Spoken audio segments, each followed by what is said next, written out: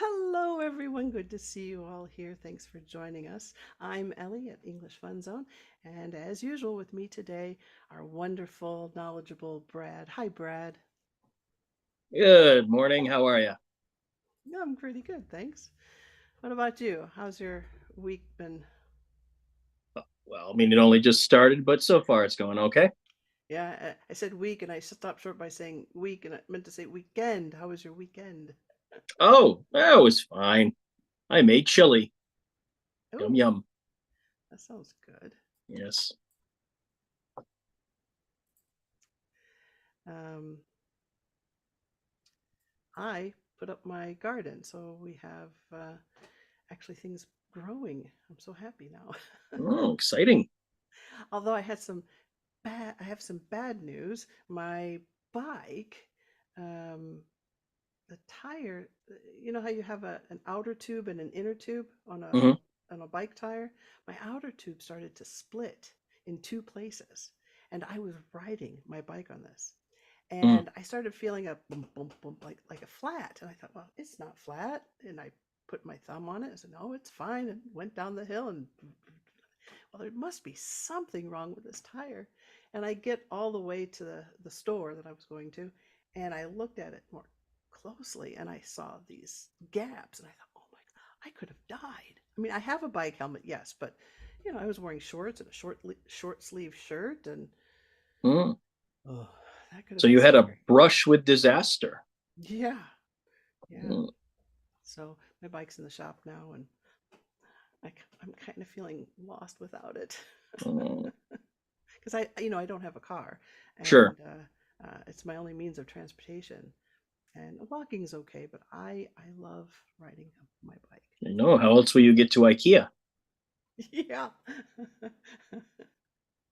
IKEA. Indeed. Well, today we're going to be talking about American idioms. And we'll open the screen in five, four, three, two, one. There's our idiom slide. Yes. Brad, how often would you say you use idioms when you're speaking? When I'm speaking with natives, I probably use them more often, but I can't tell you how often I use them.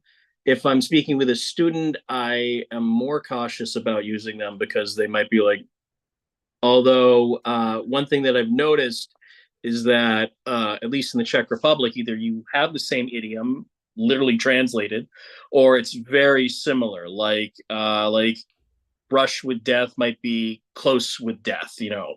That's not a true example, but it's something like that. It's the same idea, it's just worded a little differently. What about you, Ellie?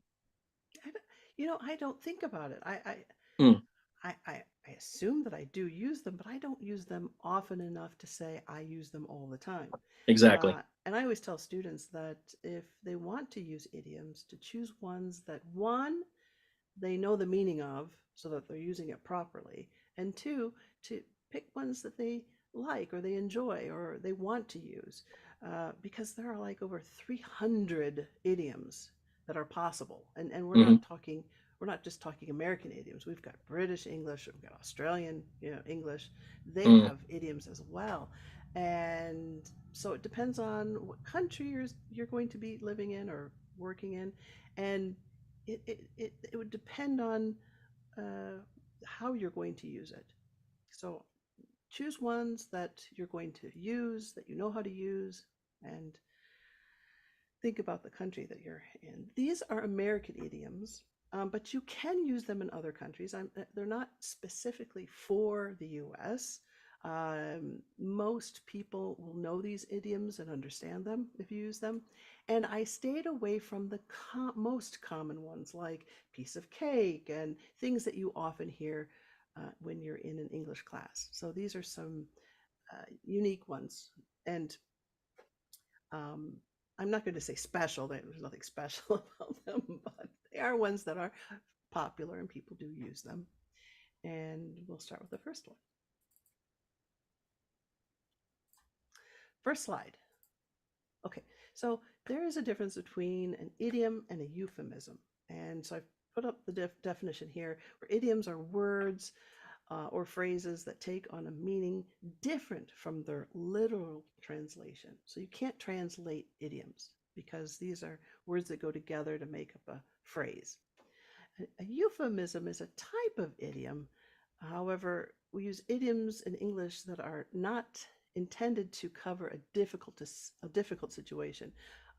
So not all idioms are euphemisms, and euphemisms are used to cover up bad situations or a situation. Okay, so we're going to look at the difference. First, we're going to look at what an idiom is. Okay, so uh, these are just examples. So here, piece of cake is easy. Um, don't cry over spilt milk. Don't get upset over the little things. And you can't have your cake and eat it too. You can't have both things, right? So those are idioms. Those are common ones that you hear. So I would Euphemism. think don't cry over spilt milk also means you can't really cry, be upset about what has happened in the sense that Right, it's done, it's over, you got to move on. right. Something that's happened, right? A Mm-hmm. little thing or something that's happened in the past. Right, right, right. And I started this out with, we're not going to be covering piece of cake. This is not, this is just the example. Okay. Textbook example. You're right. Your textbook example. Okay. Let's look at euphemisms. Mm-hmm. Now, a euphemism, again, is covering up a situation or covering up something. So if you didn't want to say someone was pregnant, you could say she has a bun in the oven. Mm-hmm. He was fired from his job, right? So he was let go, right? So it's kind of awkward to say, well, he was fired. So you would just say he was let go. Mm-hmm. Same thing with death. Death is a hard one, a difficult one. Like she died, right? She passed away. Um, there are a lot of. I've done a death euphemism shorts. I'll post those in the description box below. I did about two, maybe three Mm-hmm. euphemisms on death. It was during Halloween, so that's They, why. they they are no more. They have ceased to be. They Right, are an ex person. right. So you'll learn death euphemisms in those shorts that I made. All right. Okay. So how this is going to work is you're going to see examples first, and then you're going to get an opportunity to think of other idioms. Okay. Mm-hmm. So for example, you have an opportunity to think. You're going to see a sentence like he's an eager beaver, and then you're going to have an opportunity to think, what does that mean? So, Brad, I'm going to read one, and on the left, you read the ones on the right. How's that? Okay. So, he's an eager beaver. This is someone who's very eager to do something, very excited. Mm-hmm. And then the other one is, Let's talk about the elephant in the room. meaning, It means something that everyone in the room is aware of that probably needs to be addressed. right, right, right, right. Now, I don't know. When I started this channel, I was quite eager about it, and I was Mm-hmm. quite the eager beaver. And I guess you could say that I still am. I still get excited about doing videos.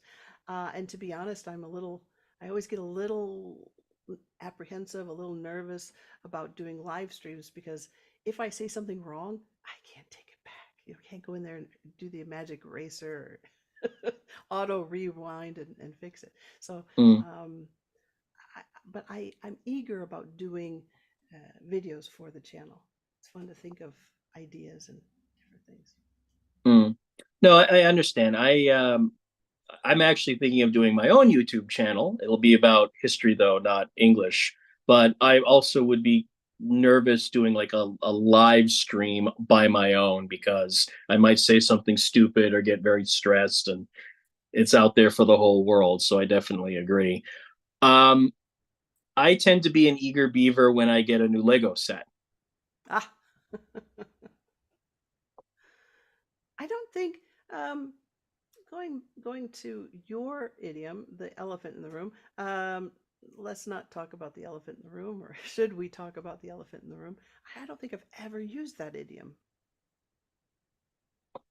Um, I've definitely thought of it. because usually when a big news story happens, my students want to say what they think of it, and they want to hear my opinion on it, especially if it's the US, and it can be a bit of like the elephant in the room, like, well, when do we get to it?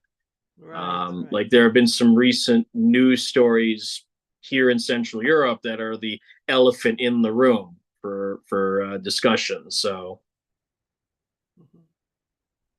Okay, so again, your choice. Which ones you want to use? Maybe you want to use one. Maybe you'll want to use both. Now it's mhm. your turn. Okay, this is your turn to think about what these mean. This project is for the birds. Let's think about it a moment. What do you think that might mean? This project is for the birds.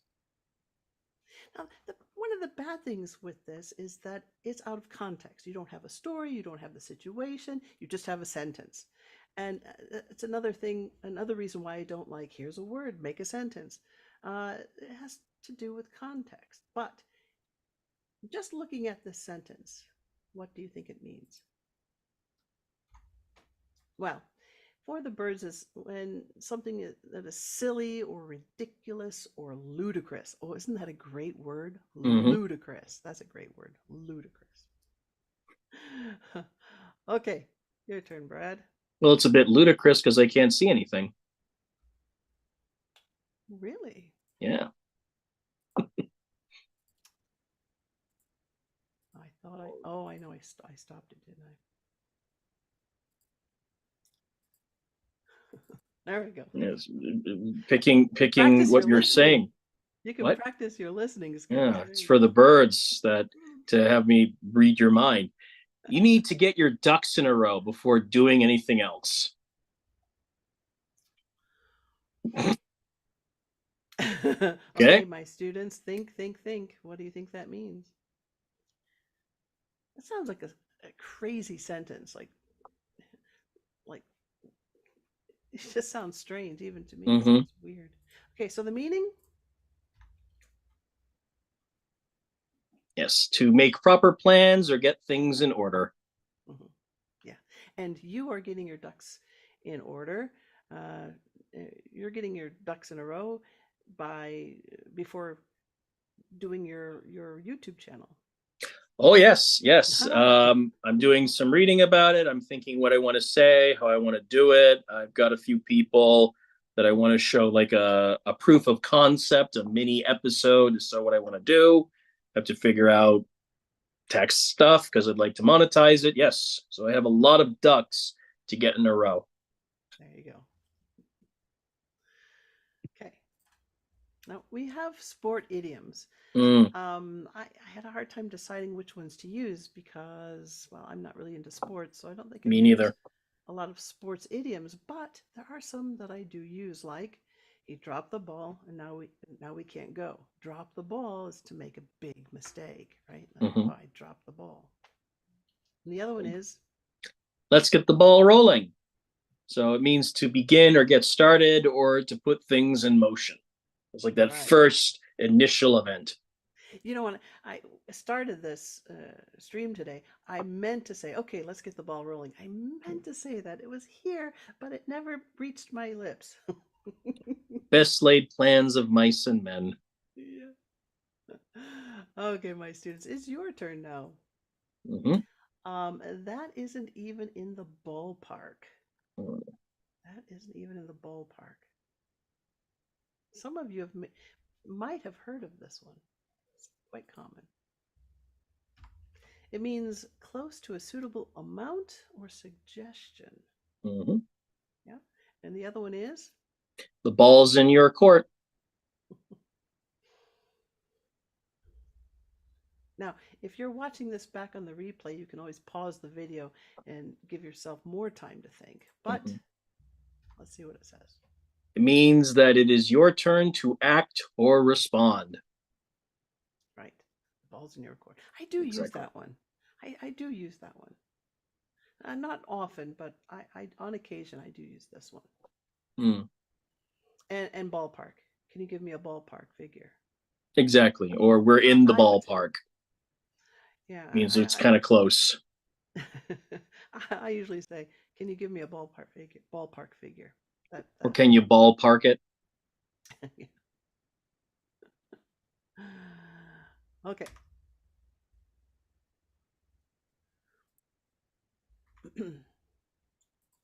Now it's your turn. Hmm? I don't know. I've noticed that so far everything's been ball, ballpark figure. Mhm. You're on the ball noticing that, Ellie. There you go. Yeah. Okay, now Which it's your turn. means, Ellie students, that you're aware, you're alert.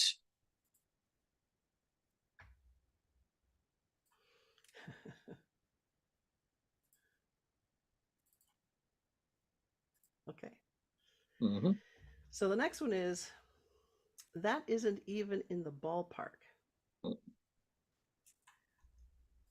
just realized that you can see the screen over there. Okay, so what does that mean? Mm.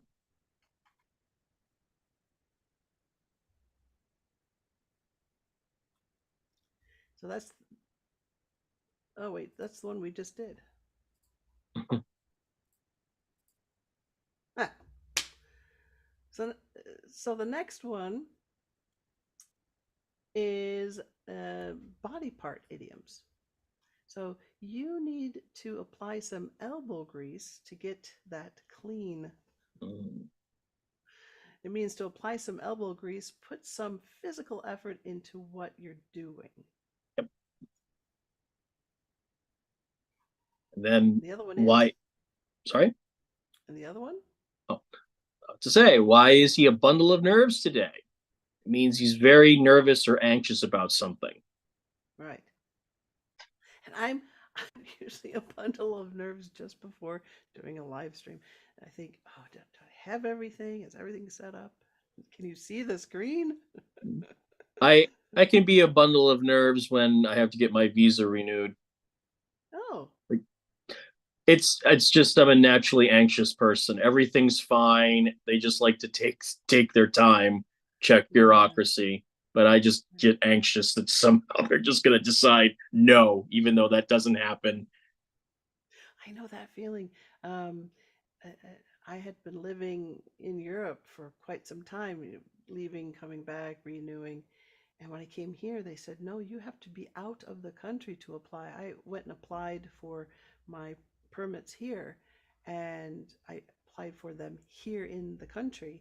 And they said, no, you have to leave the country for 3 months and apply outside in your own country. I thought, oh, so I have to be in the US? They said, yeah.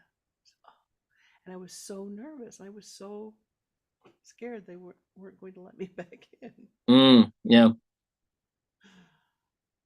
Oh, yeah. Bundle of nerves. That's a good one. I usually use elbow grease for cleaning something. Put a Yeah, little me elbow too. grease in it. All right, it's your turn. Okay. First one So, is the company went belly up after he quit. mhm. What do you think that means, my students? I know, Brad, you know what it means. Mhm. So go belly up is go out of business to lose everything. Mhm. Or the other one is, Can I pick your brain for a moment?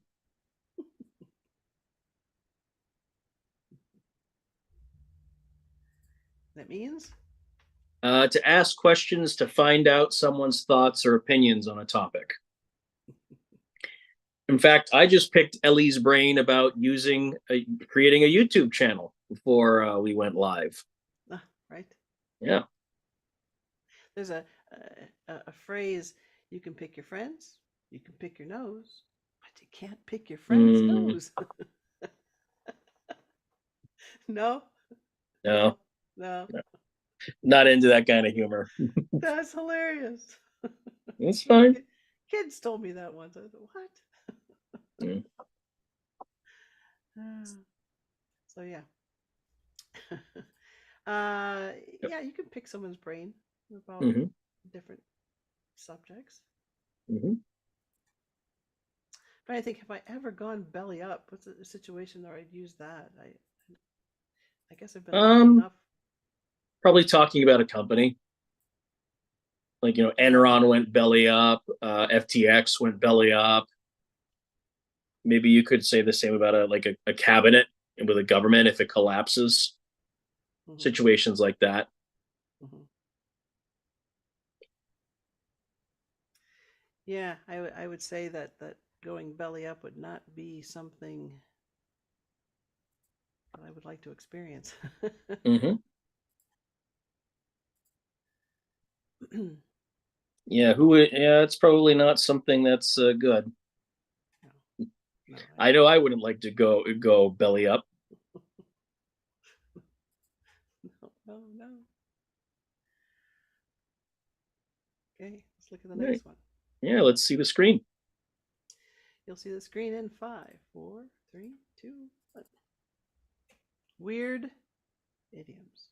Mm, He's being a party pooper. Yeah, someone who puts a stop to the fun. hmm I don't. I would say I don't really use this one, but let's look at yours. Let's put a pin in this for now. It means to stop discussing or working this now with plans to come back to it later. I actually just used this in a story I'm doing with a friend.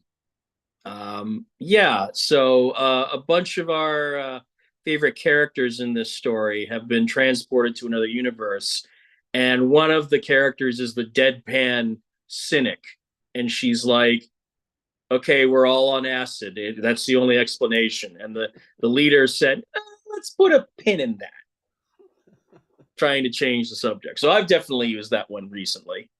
Hmm. I, I haven't used party pooper because it I'm not the type of person that likes to pressure people into doing something. So Mm-hmm. like if they don't want to do something, I'm not going to say, "Oh, come on, you're being a party pooper." I, I guess I'm the type of person that would say, "Oh, okay, that's fine. If you don't want to do this or that or Mm. join us, that's fine." I got that a lot about being a party pooper. It's just, Yeah, look, I don't want to do it. So what? right. Yeah, I don't drink beer, and people would call me a party pooper if I wasn't drinking beer. Mm. No, no, I just don't like the taste, and I don't drink beer. Yeah, exactly. Yeah, I had someone who wanted more of a drinking buddy than an English teacher, and it was a very difficult, awkward situation. So, Mhm. Yeah, it just sounds like you're pushing me into something, and by saying this idiom, it doesn't make it mm-hmm, better because it mm, worse. Okay, now it's your turn. mm-hmm. There you go. Now I'm gonna have to do the left one, don't you think? Well, you sort of jumped the gun on that one. I before the words could come out of my mouth, I was going to say, Brad, since you like the Titanic, this one's yours. Well, maybe I'm a little territorial about the old girl. The task might as well have been rearranging deck chairs on the Titanic. All right, let's think about what that could mean. Mm, Boom. yeah. So it's to do something pointless or insignificant that will soon be overtaken by events or that contributes nothing to the solution of a current problem. Now, have you ever used this one? Ironically, I don't use it much because it's a bit, long with the words, but I know this one's been out there. In fact, I remember it on a kids cartoon back in the 90s of all places. So, Oh. yeah, I think it was Hey Arnold or one of the Nicktoons. I forget which one exactly, but it was pretty long time ago. And I was like surprised that, ooh.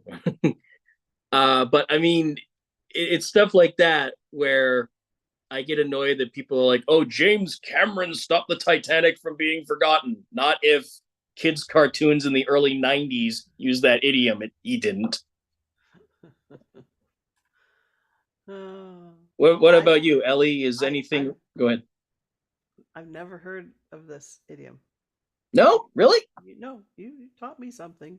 I This was one I had not heard of. Well, Um, I try. I actually had to look it up. I don't think I've ever Oh, heard that really? one. Yeah. Okay. Yeah, it, like you said, it means like something pointless or insignificant, or it's just going to be overshadowed. Because the whole Mm. point, LE students, is why would you rearrange deck chairs on a ship that's sinking? Right. Right.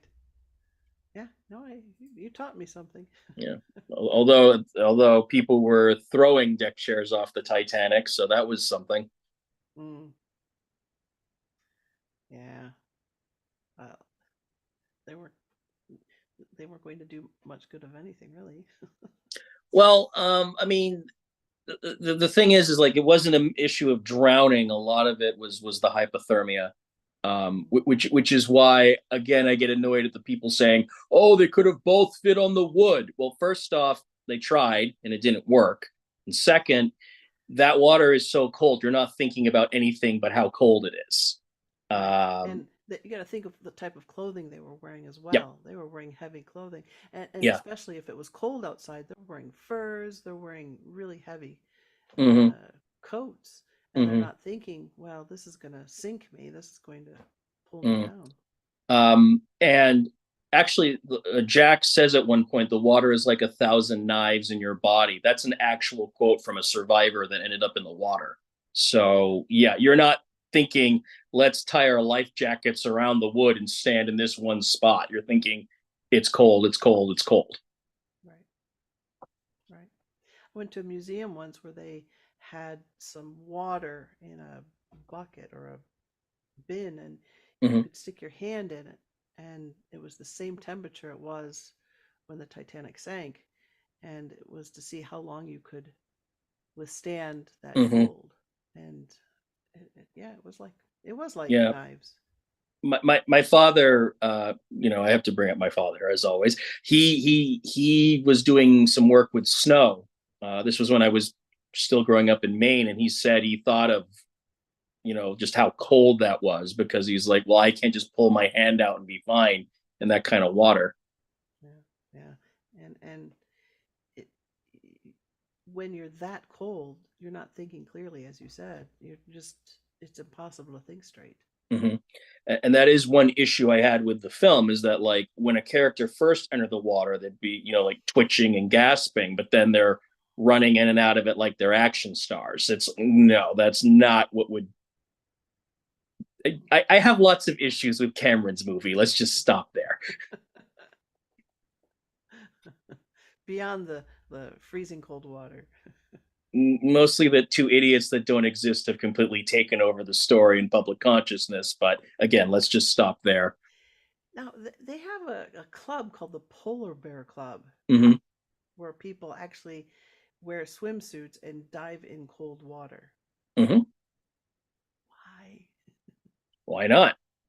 Why? If there's one thing humans exceed at, it's stupidity. I understand that there are some health benefits to cold water. I understand that. There Mm-hmm. are people that take ice baths. I understand that. But to go in frigid temperatures and get into water, thanks. No thanks. Well, I mean, in the U.S. in like the 19th century, it used to be a thing to crash trains into each other for fun. So people just do things. Crazy things. That's why Let us life is know. fun. Yeah, let us know if you like to swim in ice cold water. Let us know. I'm curious. Yeah. Please tell me why you like doing that. Oh, and I should point out that the water that they filmed the movie in was a lot warmer than the North Oh, Atlantic. yeah, yeah. They were using ice cubes to make their breath cold, and they were using, I guess, From what uh, I understand, it was CGI. CGI. Yeah, that's Yeah. what I was gonna say. That. Yeah. Okay, Italian cooking, Italian food. Cooking Italian food is up my alley. Up my alley.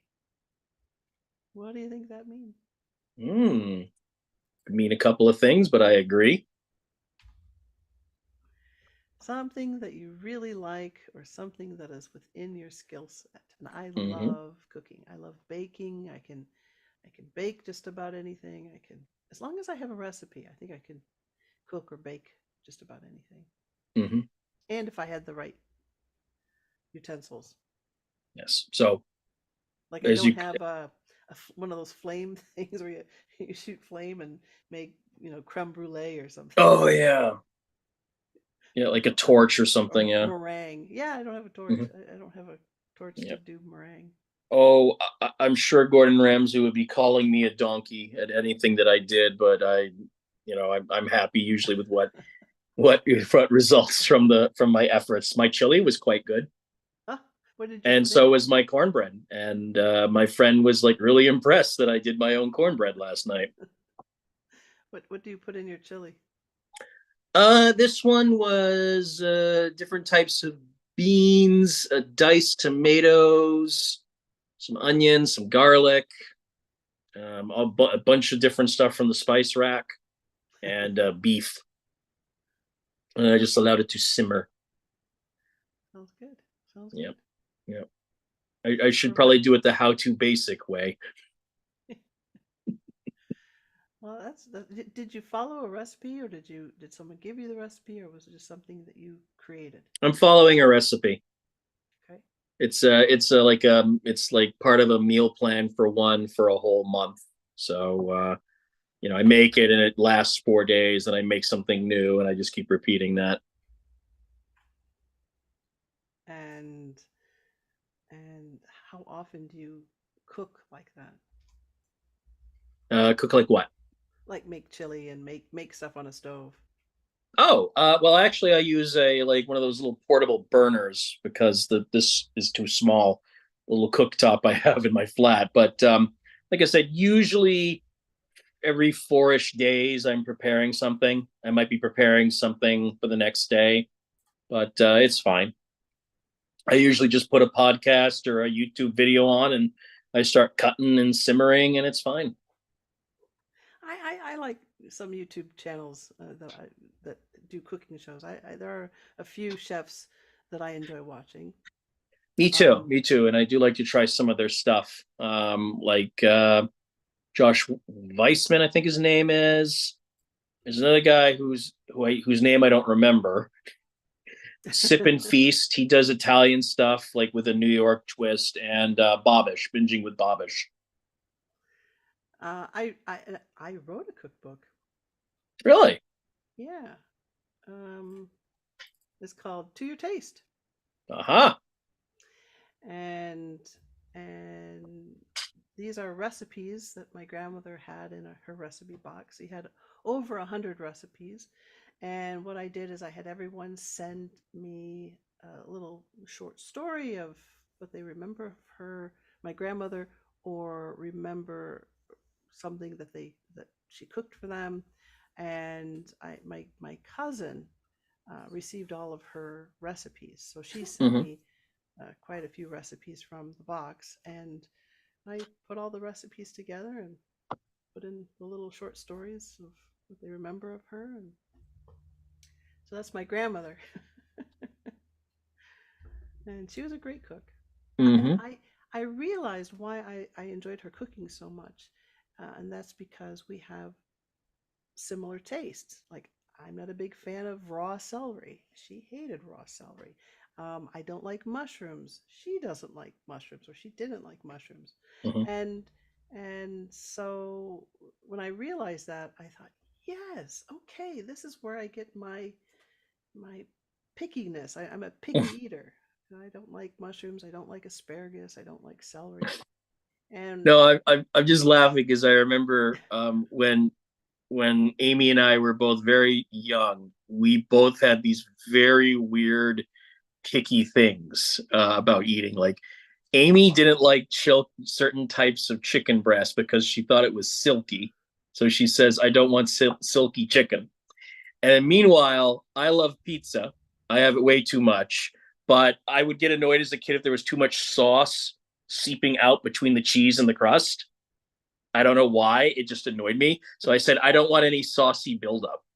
And my no, it's fine. No, the chicken and the pizza were both fine. It was just us having this weird fixation, and mom and dad thought it was just adorable and hilarious that Amy was like, I don't want it, it's silky, and I'm like, no, there's saucy buildup. It's like, But you have chicken on pizza?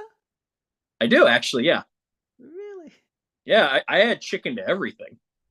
Like when I was living in New York, I would there'd be like a great like macaroni and cheese or some sort of pasta, and I'd ask the waiter, "Can I get chicken on this?" They're like, "Oh, wait a minute, you get it? If you willing to pay $2, yeah, okay, yeah, all right, do it." So they go to the cook and ask, "Can we put chicken on it?"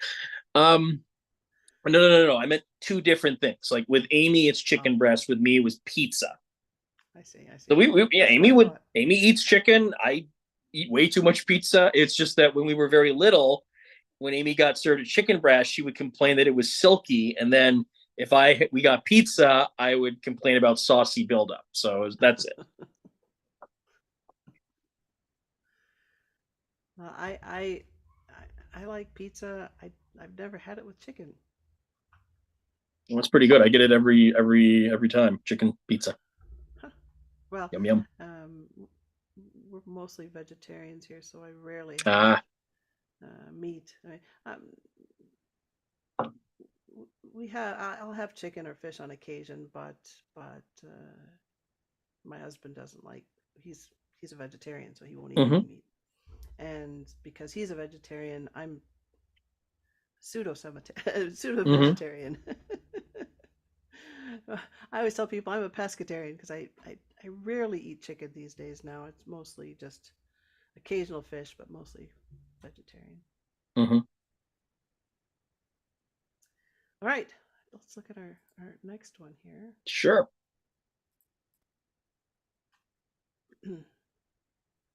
Oh, I was going to ask you, what other things are up your alley? Lego. Like, Science fiction. A good story. What else is up my alley? I do enjoy cooking. hmm, I like trying new things. I've done this plan before, but now that I'm better at it and I'm better at the portions and I'm better at the amounts, it's coming out really well. So hmm. even things I wasn't I wasn't impressed with are like, oh, this is really good. So I would say for me it would be crocheting. My mm, grandmother, this is on my grandmother that I made the cookbook about or for or who enjoyed her about her. poker and alcohol from the looks of your Well, cover. she never drank and she wasn't a poker player, but it's a joke within the family. Okay, that's Um, fine. it uh, Book but appeal. my other grandmother, now she cooked as well and was fabulous. Um, she crocheted, and she taught me how to crochet, so I could crochet baby booties or doll booties and blankets, and that was all I could do.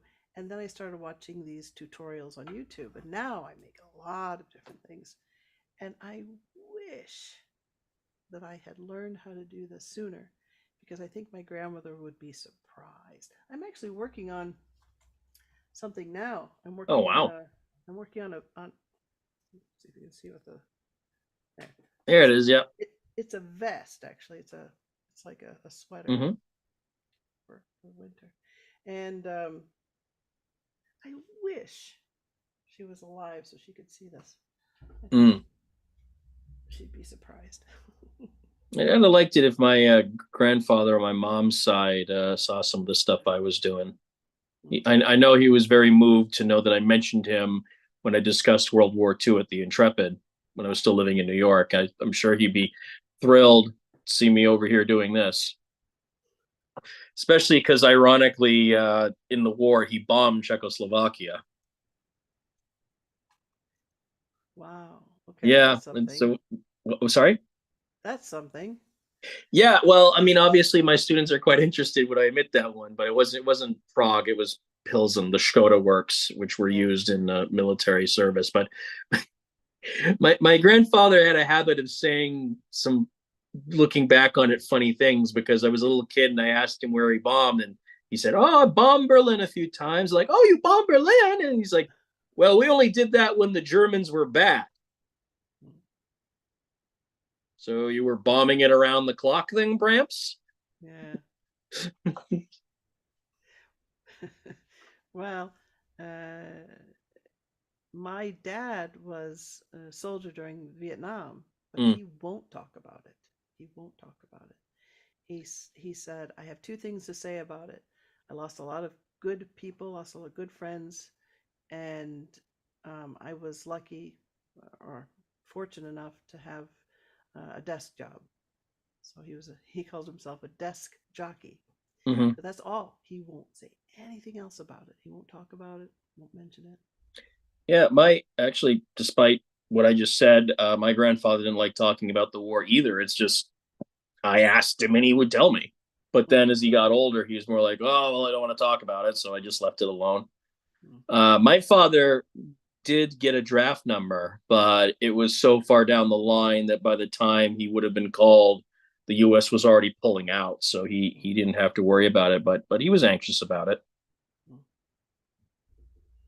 Yeah. So unfortunately, I don't know much about his time or his service. Mm. Okay. Here's the next one. Rambling is up our alley. Is part of the Oh, charm. yeah. I call shotgun. Mm-hmm.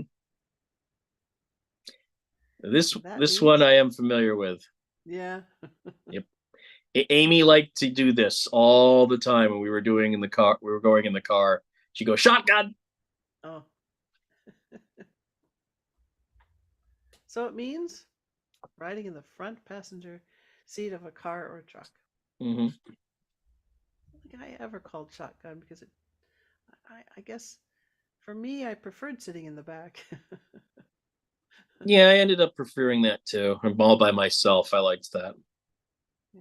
Maybe in the summertime it was nicer to sit up front because you had the air conditioning right Mm-hmm. on you. But yeah, I'd say I prefer riding. I prefer riding in the back. Mm. The next one is This laptop is top of the line. mm, Mm. it's kind of a common one, Yep. which means It means the best possible version of something, the most luxurious or expensive option. hmm hmm I'm trying to think. Do I have anything here that's top of the line? No. For me, Lego Titanic is top of the line. Uh, It is it I is it is definitely luxurious. It is definitely expensive, and it's the best commercial rendition, I think. Another company, Kobe, did a better job getting the curves of the hull right. Like I have it up there, that's why I'm looking up there. But in terms of like, wow, I think Lego Titanic is best. The most of the other commercial renditions are not even in the ballpark. So, a friend of mine just messaged. I remember the first time I heard writing shotgun was in a Hardy Boys novel. I was confused why a teacher had given a teenager a shotgun, but then I figured out it didn't mean it literally. Yeah, that can be confusing. I never thought about that. If you think of it literally, that's why I tell my students you can't translate these things because it doesn't work, and that would Mm-hmm. definitely be one of them. I love the Hardy Boys. Oh my Mm-hmm. gosh, I had the biggest crush on Sean Cassidy when they did the series. They had a Mm-hmm. TV series as well. I actually, do I have it here? I actually have. No, I don't have the books here. My other on my other bookshelf, but I have the Hardy Boys Nancy Drew mystery books. And I remember reading that. I think it was the Boxcar Children. mm, Like that's literally all I remember about it. It was just a couple of kids and they lived in a boxcar. Their headquarters was a boxcar and they solved mysteries. That's like literally all I remember about it. oh, I remember that it was fun to think that you could do that. You know that was Mm. something uh, that you could be looking for things and trying to solve mysteries and Like uh, Scooby Doo. yeah, but I didn't. To be honest, I didn't like the voices on some of those characters. I didn't have a problem with any. Well, of course, like everybody else had a problem with Scrappy Doo, but I didn't really have a Ugh. problem because like some of those guys, like like Dawes Butler were like the best of their time with VA, right? You Yeah, know, yeah. that era was the golden era there. Mel Blanc, Dawes Butler, Oh, um, Casey Kasem did Shaggy. Casey I Kasem did Shaggy. Yeah, I didn't know that. he did it like almost right up until he died too. Wow. Frank Welker, he's still doing Fred. You know, he's done everything from Fred Jones to Nibbler from Futurama, both the growls and when he's speaking normally. You know, some of these voice artist people, they have amazing range. Yeah. Well, I was surprised. I was watching a biography on Casey Kasem, and Mhm. they mentioned that. And I said, "Really? Zoinks, Zoinks! Jeez, zoinks, Scoob. jeepers!" Let's see. Yeah. Um, I think that was our last slide for this. Well, I have some other idioms if you'd like. Sure. Like I said, there are over 300 idioms. There are Mm-hmm, so many. I had a hard time deciding which ones to use and how many to put in this PPT mm-hmm, because these are ones that I've heard that I think that are still being used, and they're not your more common ones that you hear in classes. But yeah, I know a lot more. And so, which ones do you like, or which ones do you use? sure. Just let me know, Ellie, when to stop because I believe you have an announcement today. I do. I have some Mm. news. So, what I'll do is I'll read the idiom and an example sentence, and then I'll ask Ellie if she's had a similar experience. We'll do it that way. Okay. So, my first idiom is all over the map. So, this is a conversation that does not stick to the main topic and goes off on tangents. He says, as we talk about crocheting and the Titanic, and oh, no, no, no, don't you dare. You're just as guilty too, Miss Crochet. There, no, no. So, anyway, so the meeting today was all over the map, and I feel like we accomplished what we needed to. So, Ellie, besides this podcast, what are things that you feel are all over the map in your life? Where do I begin? Where do I begin? I think just life in general. Mm-hmm, If I'm my the thing I have problems is I have so much going on. I have students, I have YouTube videos, I have two live streams, one on Sunday, one on Monday.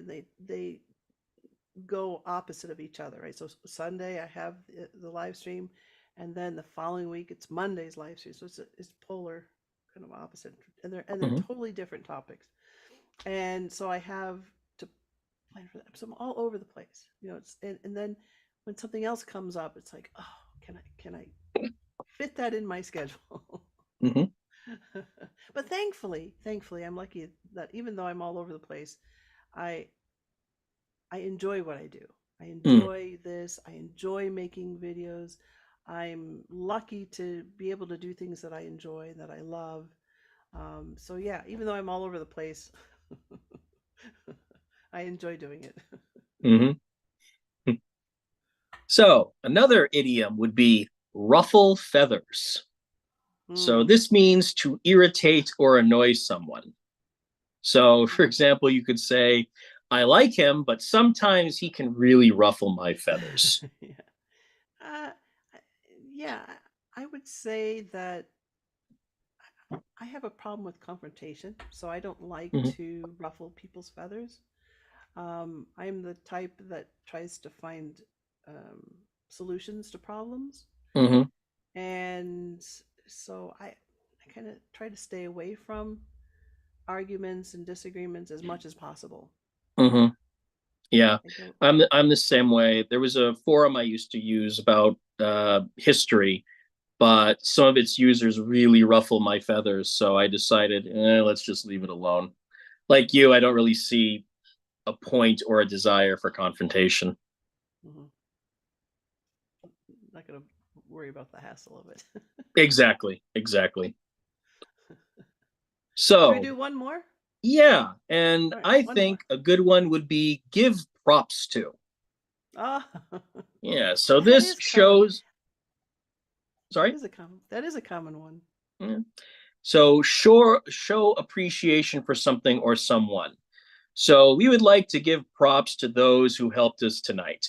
So, I would like to give props to Ellie Oh, because if you remember Ellie's students way back when I was interviewed during her series, I think last year, I mentioned that part of the reason that I have the business that I have now, which I lovingly call the Empire, is because Ellie was one of the people I went to for advice. I picked her brain about how to find people, how to retain them, what should I charge them.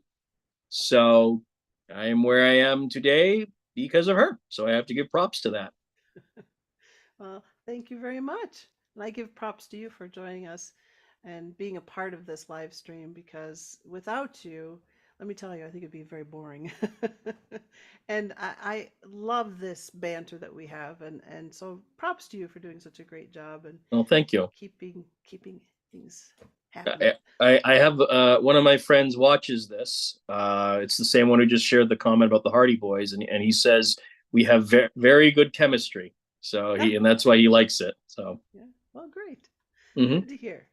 And props to those that do watch this, and props to your friend who really gives us some good um topics and suggested us doing this. Was it this video or was it slang? You might be conflating one friend with another. There was another friend who gave Oh, me a suggestion for weird laws, oh, that's right. That's right. I thought it was the but same person. maybe my friend did give a Well, suggestion for props to something. your friends. Either Props to way, you. props to both of them because they both watch this and they're both awesome. And I'm very happy they're both in my life. Yeah, raise the roof. Another idiom, celebrate, be Raise happy. the Raise the roof, exactly. So, Ellie, why don't I stop blathering and let you do your announcement? It's a roof. big announcement. Well, it's a big announcement. Last time we were here, I mentioned that I'm putting together a merch store and where you could buy merchandise to help promote this channel and to, well, maybe to get better equipment and maybe some top of the line stuff too. All my equipment is old, um, but it's a little harder than I expected. The merchandise, some of the merchandise is featuring characters from one of the books that I've written, and they're making sure that the artwork is mine to use, and it is. It's mine to use. In fact, it's the characters I'm talking about are from my book called Seeker of Things, and I'd like to share my book trailer with you. Oh. And here's the book trailer for Seeker of Things. It's not very long. It's just my book trailer. In a world, Yeah, something like that. one man will rise.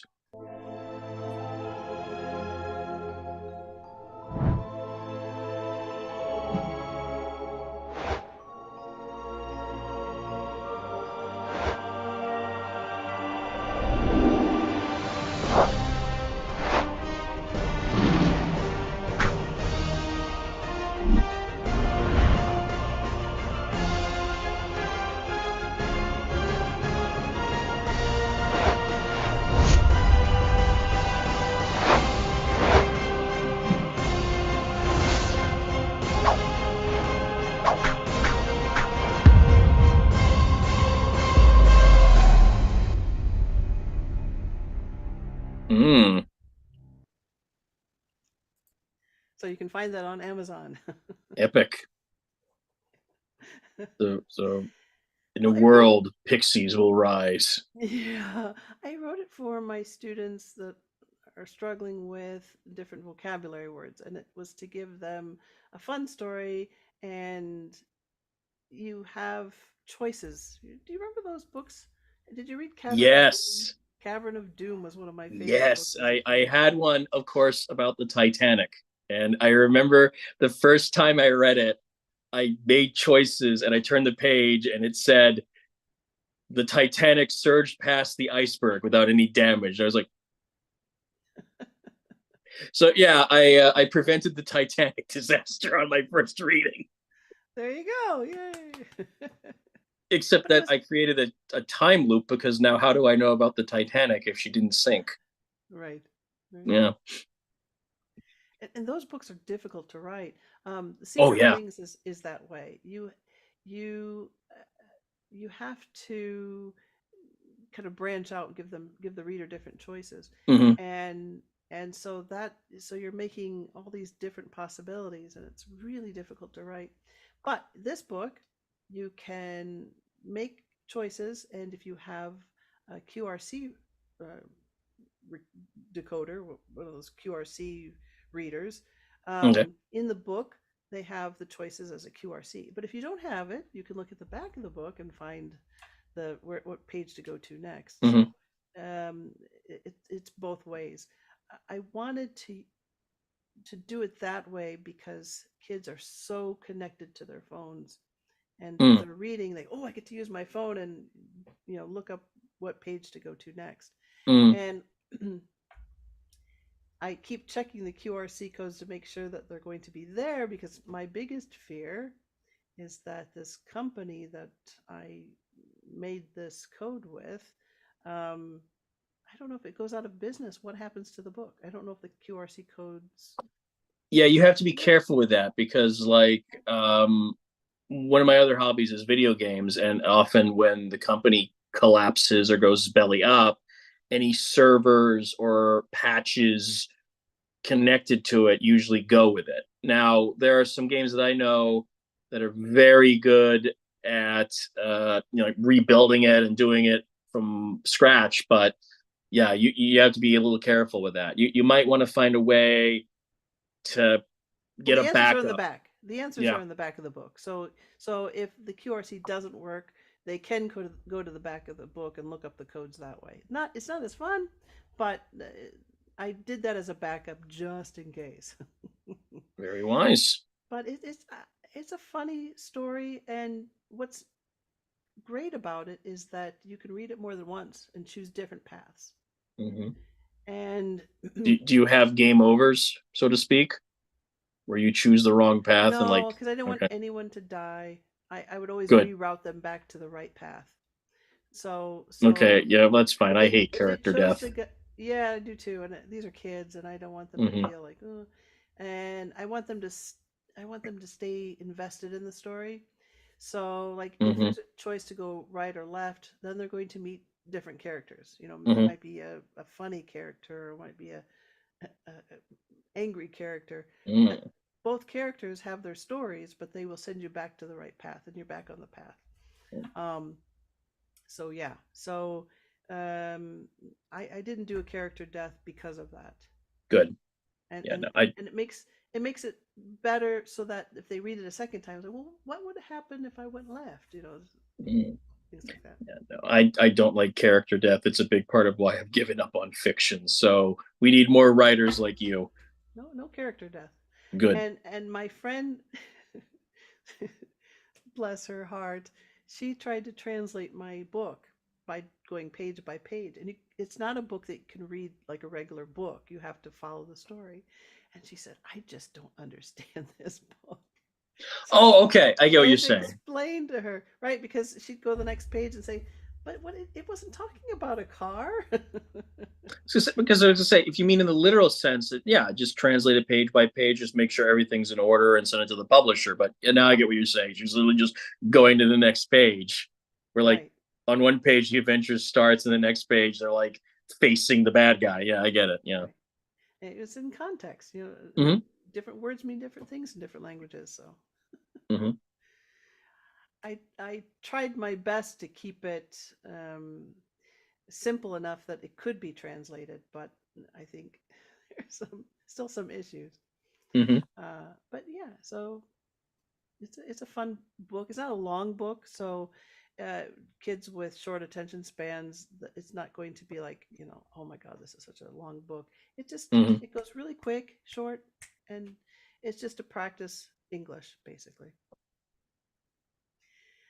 So I'm hoping that the next time we meet, I'll be able to give you the store link. I have to get approval for, like I said, the artwork. And once that's approved, I will have a store. Nice.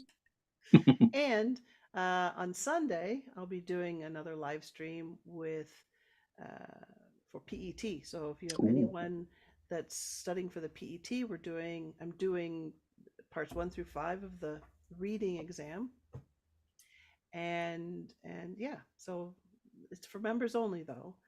And even if they're not studying for PET, I think it's a good way to learn how to understand a text or something that you're reading. It Hmm. does give you tips on how to do that as well. Excellent. All right, everyone. I think that's it for today. Thank you so much for joining us today and for watching it on the replay. And I hope that if you do get the book or purchase the book, let me know. Thank you so much for doing that. If you want today's PPT, you can go to EnglishFunZone.com. Again, I'll put the link in the description box below. You do have to be a member at English Fun Zone to get that, but there is a lot of free information at the site as well. And Brad, lovely talking with you again. And you'll have to keep us posted on your website or your uh, YouTube channel. Yep. Same. That's okay. Same as you, Ellie. I've got some ideas. I just got to sit down and do it and actually start working on it. But you'll Right. hear about it when it's ready. Looking forward to it. Thank Thanks you. so much. And remember, my students, please keep practicing. Bye. Bye bye.